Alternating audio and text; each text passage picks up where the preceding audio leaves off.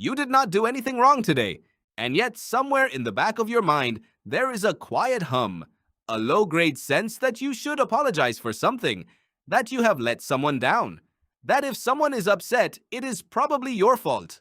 You cannot point to a specific reason, you just feel it.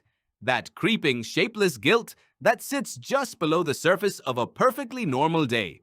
And here is what nobody tells you. That feeling is not evidence of wrongdoing. It is not a sign that you are a bad person. It is one of the most ancient and sophisticated social mechanisms the human brain ever developed. And it has been running inside you since long before you were born.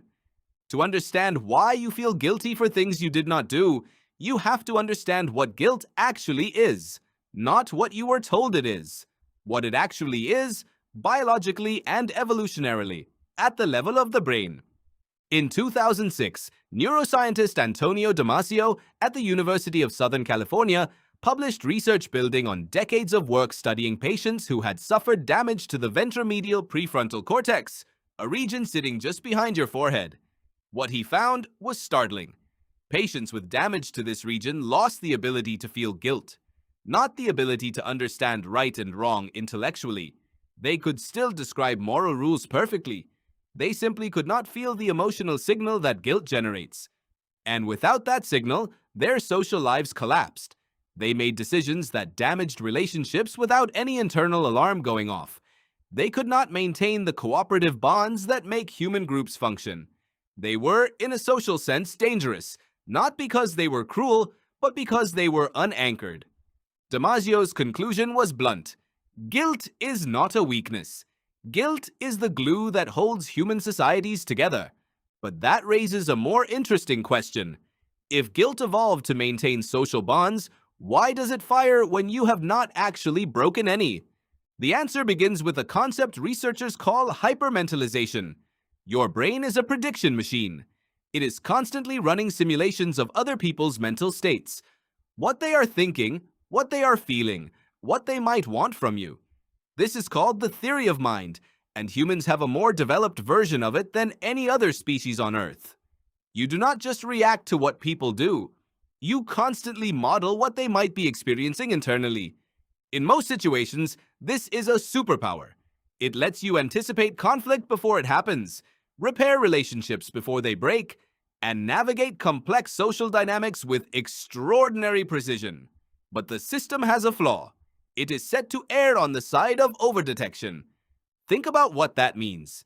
Your brain would rather generate a false guilt signal, make you feel responsible for something you did not cause, than miss a genuine social rupture that you did cause.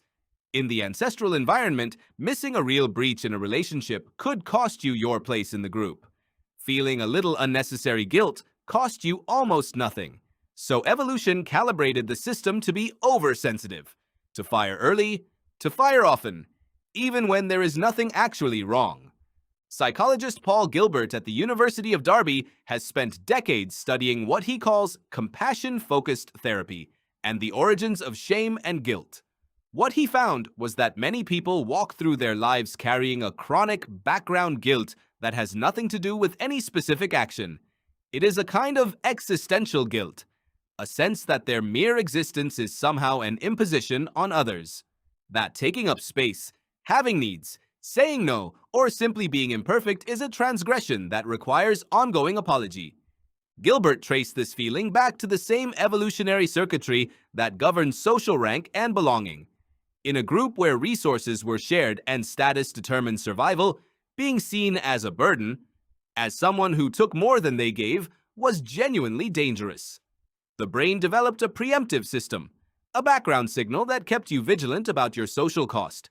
That nudged you toward compliance, self-minimization, and constant monitoring of whether those around you seemed satisfied with you. That system is still running, right now, in a world where there is no tribe to appease and no status hierarchy to navigate with your physical survival, but the brain does not know that.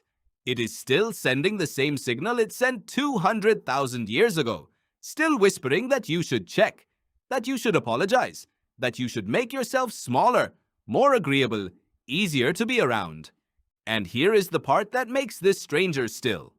Research by social psychologist Roy Baumeister at Florida State University showed that guilt is fundamentally other-directed.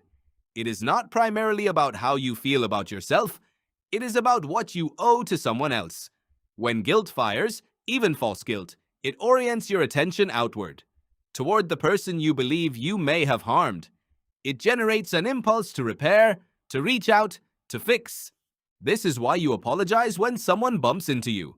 This is why you feel responsible when a friend is upset, even if their mood had nothing to do with you. This is why you sometimes feel guilty about things that happened years ago, in relationships that no longer exist, to people who have long since moved on. The repair impulse fires regardless of whether there is anything left to repair. Your brain generated a social debt, and it will not stop generating the signal until it believes the debt has been settled. The cruelest version of this is what happens when the guilt is directed at someone unavailable.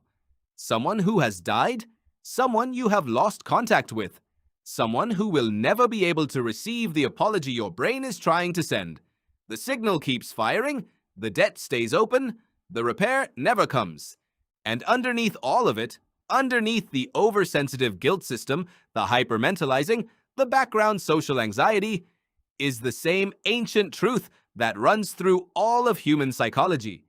Your brain was built for a world where belonging was survival, where your social standing determined whether you ate, whether you were protected, whether you lived.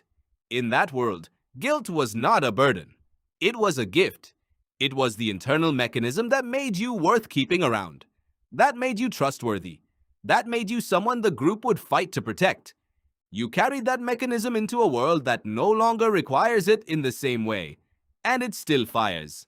Every day. For things you did not do. For people who are not angry. For social debts that do not exist. So the next time that shapeless guilt settles over a perfectly normal day, and you cannot find a reason for it no matter how hard you look, now you know what it is. It is not a confession. It is not evidence. It is not a verdict on who you are. It is a 200,000-year-old system doing exactly what it was designed to do, keeping you in the group, one unnecessary apology at a time.